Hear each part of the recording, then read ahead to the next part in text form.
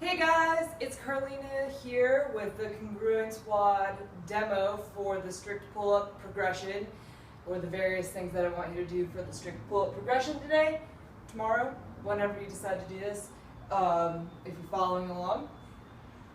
So, the beginning position of your pull-up is going to be much like the hollow body position in your handstand. So you're tight through your midline with a neutral spine, a slight tuck, but not super tuck in your tailbone. So don't know how much of me you can see right now, but you're not in extension in your lower spine. You have a neutral spine. Your abs are on in the front. Your tailbone is tracking down just a little bit so that you're not in extension, basically. So lower spine on lock. Head, chin slightly tucked, and very tall through the crown of your forehead, just like in your mountain pose, or again, like if you turned it upside down and you were on your hands, you would need to maintain this slight C shape with your body in order to be fully engaged from the bottom to the top, top to bottom. You can practice this with underhand, narrow, wide, overhand, narrow, wide. I don't really care. Whatever works for you.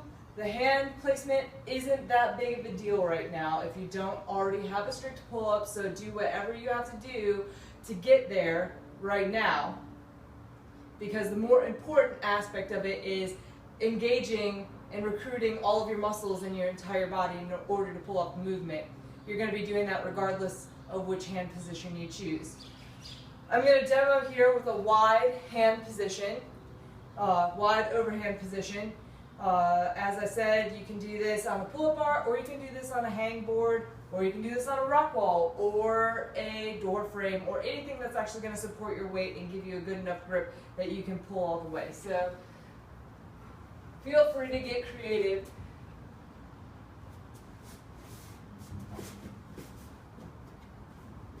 I'm pretty much not even touching here. See?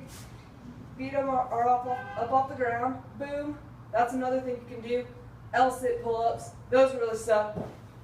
So what I'm going to do is get my breath prepared. Do my little exhales.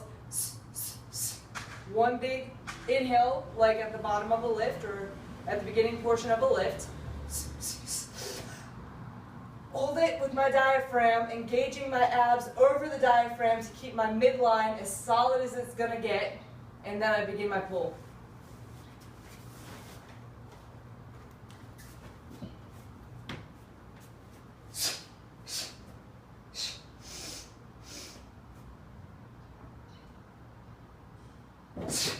All right, so pulling once, no big deal. If you've got it, go for multiples, see how many you can do in a row. You're going to rotate out with the people that you're working with.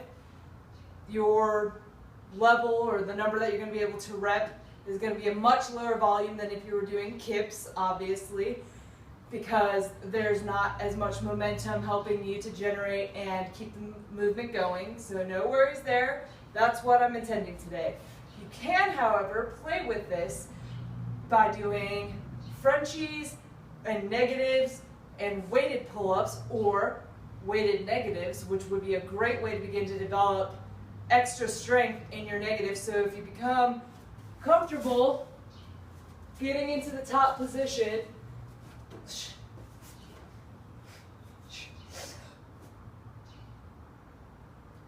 and then lowering down with control, you might begin to add a little bit of weight into the equation, get into the top position, lower down with control with weight. Frenchies do in reps of about 3.